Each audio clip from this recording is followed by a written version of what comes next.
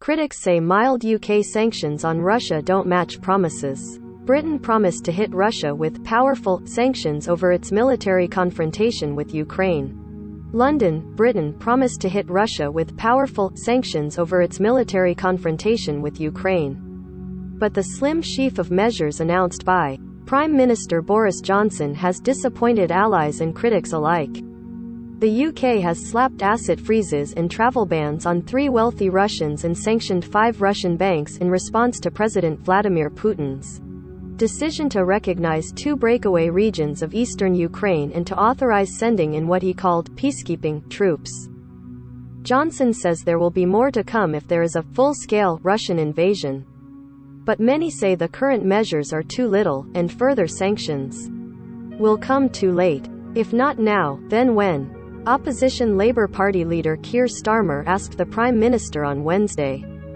Conservative lawmaker Ian Duncan Smith, a former party leader, said that, if we are going to hit them with sanctions, we need to hit them hard and hit them now. The UK says it's coordinating its sanctions with the European Union and the United States, but both of those have gone further than Johnson's government. The 27-nation EU has sanctioned the 351 Russian legislators who voted in favor of recognizing the separatist regions in Ukraine, as well as 27 other Russian officials and institutions from the defense and banking world. Johnson's spokesman said Britain was finalizing the evidence to sanction the 351 Russian lawmakers in the near future. U.S. President Joe Biden imposed sanctions on members of Putin's inner circle and their families, sanctioned Russian banks and said the U.S. would effectively cut off Russia's government from Western finance. UK-based financier and anti-corruption campaigner Bill Browder said that of all the international sanctions announced so far, only the American ones would have stung Putin. To put the Russian Central Bank, the Russian Ministry of Finance and the Russian Sovereign Wealth Fund on the sanctions list, and to put 3 oligarchs whose fathers are government officials on the sanctions list is good, he said.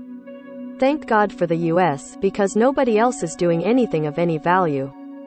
Putin is banking on the fact that we won't be able to agree with each other. We're not going to be bold, we're all going to do the same things we've done in previous times, Browder added.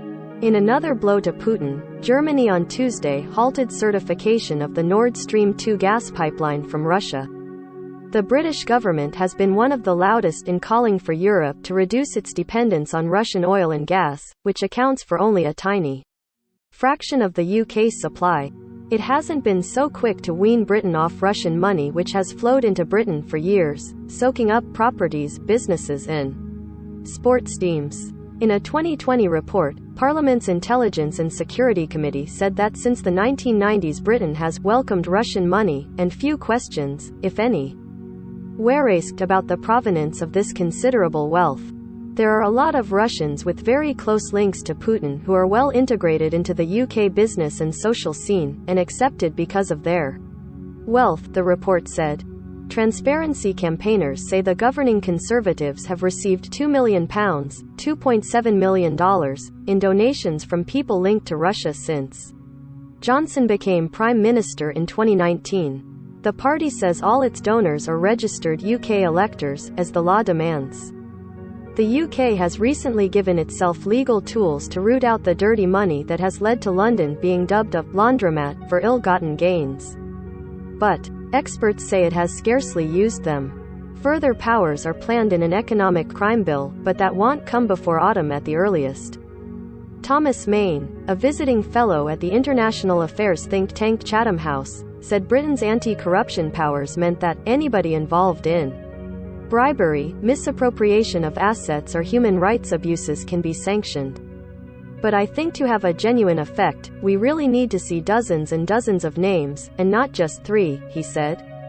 Johnson promised Wednesday that there is more to come, saying the next wave of sanctions would stop all Russian banks, all oligarchs, all Russian individuals raising money on London markets. That will hit Putin where it hurts, he said. Follow app's coverage at https://apnews.com/hub/Russia-Ukraine.